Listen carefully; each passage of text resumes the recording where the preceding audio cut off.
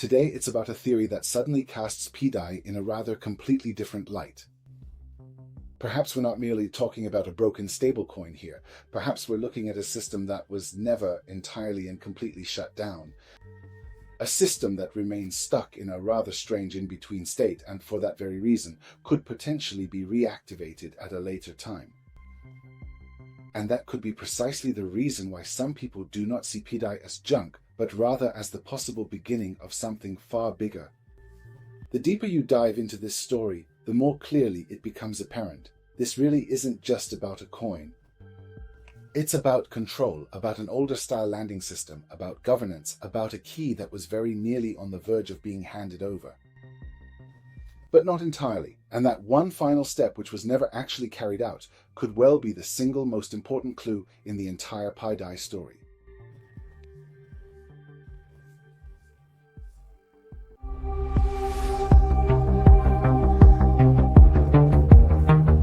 Welcome to Crypto Exclusive, and welcome back to episode 3 of the pDAI mystery. I'm Ruben Alex. And in this video, we break down one of the most exciting theories surrounding pDAI in a way that really anyone can understand.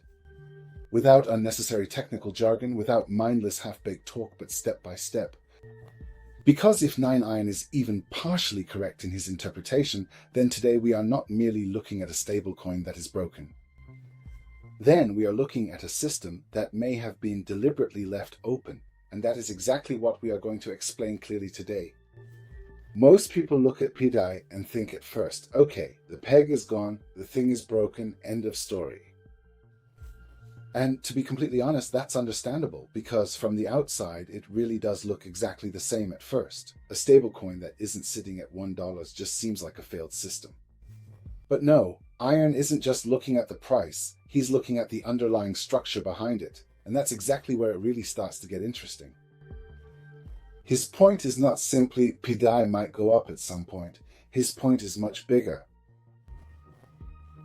He says, broadly speaking, perhaps pDAI is not merely a broken stablecoin. Perhaps pDAI is the base money of a system whose story has not yet been completely told. And if that is indeed true, then you must not merely look at the coin itself, you have to look at the entire engine room. To make absolutely sure everyone understands, let's keep it very simple. Imagine you have an older banking system. An older bank branch has been seriously damaged, a newer branch is still operating as normal, and somewhere there is someone who is holding almost the entire set of keys firmly in their hand. That's exactly how you can read this story. In this analogy, pDAI is the money right at the bottom of the system, the underlying foundation. Not the bank account, not the credit card, but the money upon which everything else could be built. And aDAI would then be the next layer, that is, what arises in the credit market on this basis. That is why 9iron uses these terms. pDAI, which is equivalent to M0, and aDAI, which is equivalent to M1. Put in very simple terms, M0 is the fundamental base, and M1 is the expanded layer built on top of it.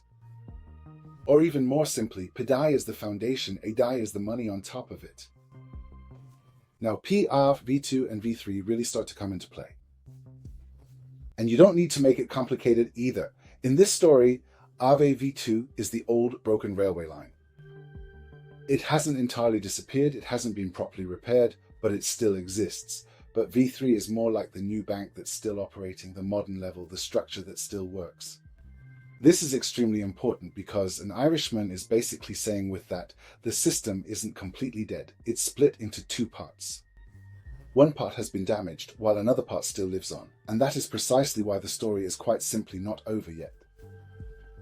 Now we come to the part that rather suddenly takes the whole story to another level.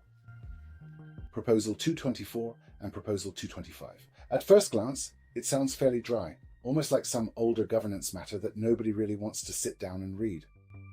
But that might very well be exactly where the key truly lies, because these proposals show that more and more control has steadily been shifted towards a single address. So, put very simply, the key contracts, governance, registry, token, admin rights, and executor rights, more and more of that power is steadily shifting towards that very same address, and that address is 9e6f. That alone is outrageous. But the really crazy part is only just coming now. And this is exactly where the story gets so exciting, because Iron says, in essence, yes, control was almost completely set up. Yes, the power was practically right there on the table. But no, the very final step was not actually carried out, and that is absolutely huge.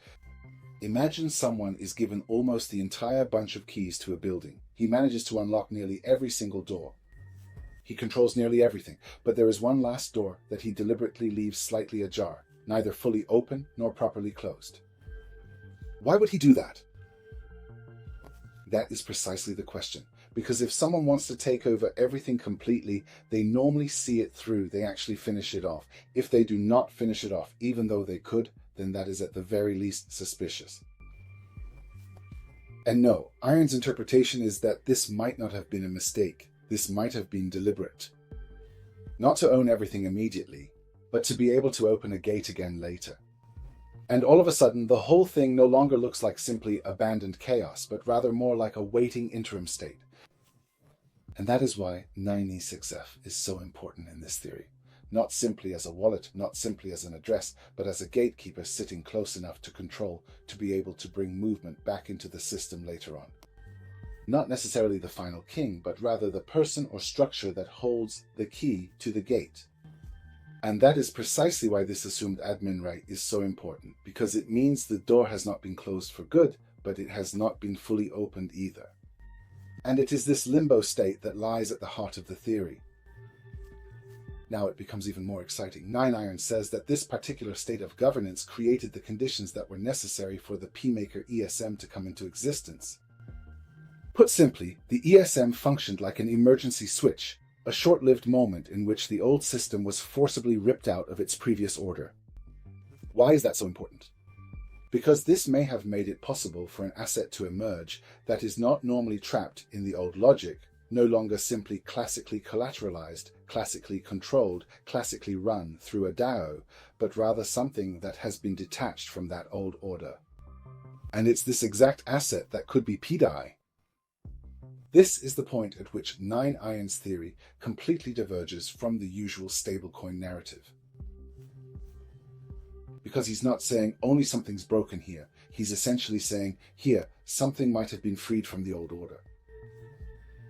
You might be wondering at this point, okay Ruben, but why does Alan keep going on and on about assets, liabilities, V2, V3 and debt all the time?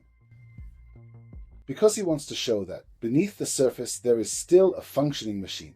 Not merely just a good coin, but a system with active liabilities, a genuine credit market, interest rate models, governance layers, and both the old and the newer structures. So the debt table isn't just a boring number crunching exercise.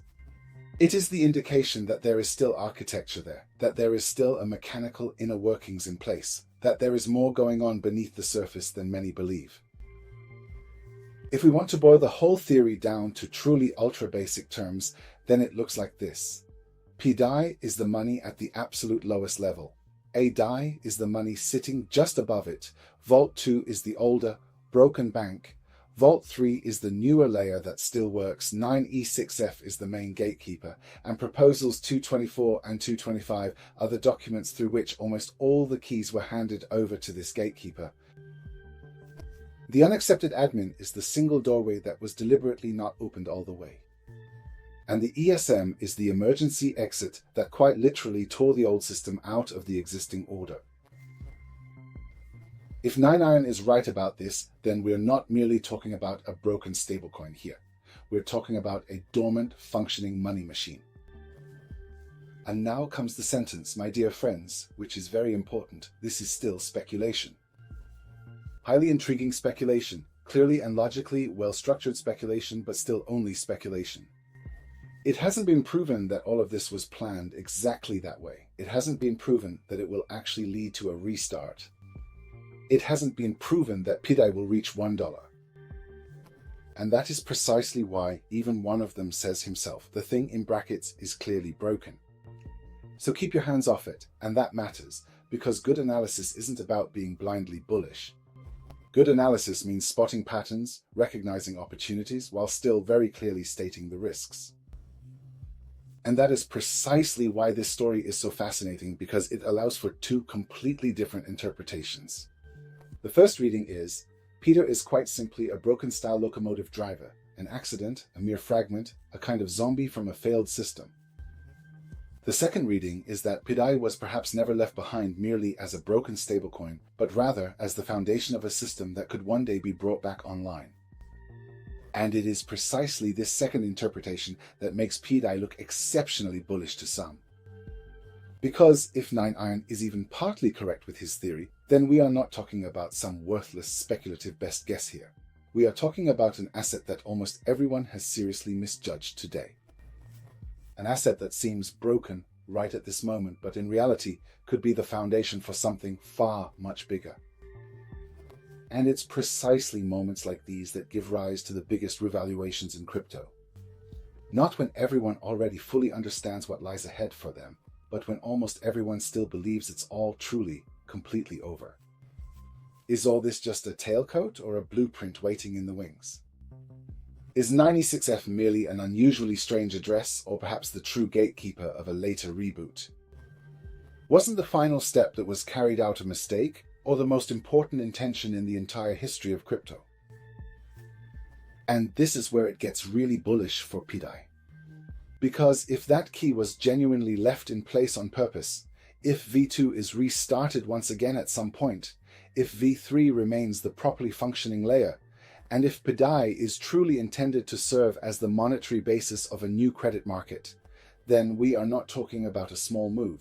We are talking about the possibility of a complete revaluation. Then pDAI wouldn't simply be broken. Then pDAI could potentially be one of the most deeply misunderstood assets in the entire crypto universe. And that's exactly why looking at the current price alone simply isn't enough. Because sometimes the greatest value in crypto sits right where most people see only rubbish.